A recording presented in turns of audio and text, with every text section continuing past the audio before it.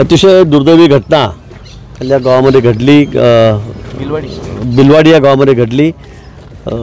गोपाळ समाजाचे एकनाथ गोपाळ वय त्यांचं 54-55 वर्ष आहे आणि छोट्याशा कुरबुरीवरून या ठिकाणी ही घटना घडल्याचं मला या ठिकाणी प्रथमदर्शी कळालेलं आहे आणि त्यात 10-12 लोकांच्या जमावाने येऊन 8-10 लोकांच्या त्यांनी त्या ठिकाणी त्याला डोक्यात फावडं टाकलं, त्याला मारलं, जे सोडवायला गेले त्यांनाही मारलं। याच्यामध्ये 2 जण अजून सिरियस आहेत।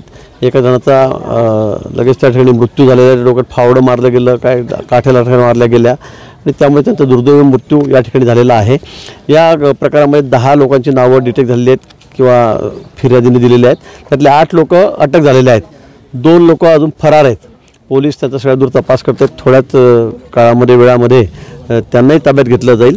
पण गावामध्ये कुठेही आता गोंधळ होणार नाही याची सर्वांनी काळजी घ्यावी असं आवाहन आम्ही या ठिकाणी केलं आहे। जिल्हाधिकारी या ठिकाणी आहेत, SP या ठिकाणी आलेले आहेत, सर्व पोलीस बंदोबस्त या ठिकाणी आलेला आहे।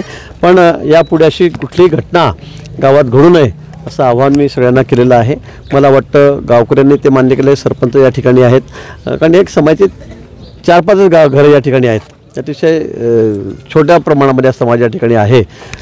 पण त्यांनाही खरं म्हणजे ते सगळे ठेवण्यासाठी जिल्हाभरातून सगळे त्याचे नातेवाईक आले, त्यांचे मी आभारच मानेल की त्यांनी अतिशय शांतता या ठिकाणी दाखवलेली आहे। कुठेही अप्रिय घटना घडू दिली नाही।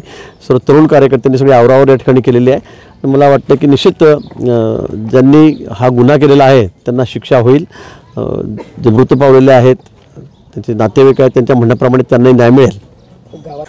ठीक आहे, थोडाफार रोष होणार आहे, कारण त्या पद्धतीने इथे 5-7 लोकांना मारहाण झाली, त्यामुळे जमावही थोडा संतप्त होता। हे 2-4 गाड्यांवर दगडफेकी झालेली आहे, काच फुटल्या असतील, पण तरी सगळ्यांनी आवरावर केली। खूप चांगलं सामंजस्याची भूमिका सर्वांनी या ठिकाणी घेतलेली आहे आणि कुठलाही अनर्थ या ठिकाणी झालेला नाही। पण निश्चित झालेली घटना ही अतिशय दुर्दैवी आहे। त्यामुळे जे आरोपी आहेत त्यांना ताब्यात घेतलेलं आहे आणि ज्या फरार आहेत त्यांना तात्काळ ताब्यात घेतलं जाईल आणि त्यांना योग्य ती शिक्षा पुढे देण्याच्या संदर्भात पोलीस कारवाई करतील।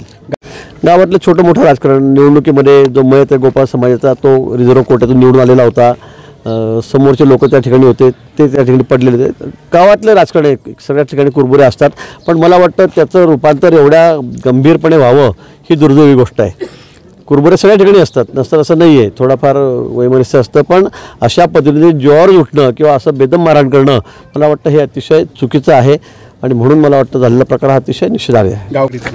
हो, त्यांनी काय त्याचा छोटा समाज आहे, 5-7 घरं या ठिकाणी आहेत, त्यांनी सांगितलं की आमच्या घरासमोर तरी कॅमेऱ्याला म्हणजे समजेल कोण येतं काय करतं। निश्चित त्या संदर्भामध्ये पण गावकरी तसे समंजस आहेत, सरपंच या ठिकाणी भेटून गेलेत। एखाद दुसऱ्या फक्त हा कौटुंबिक म्हणजे एका कुटुंबाचाच वाद होता, त्यामुळे सगळं गाव त्यांनी जे सांगितलं मला गाव अतिशय चांगलं आहे, आम्ही अतिशय गुण्यागोविंदाने इथे राहतो तितक्या वर्षापासून, गावाबद्दल त्यांचा कुठलाही आक्षेप नाही, पण तशी आवश्यकता असेल तर कॅमेरे पण आपण लावू।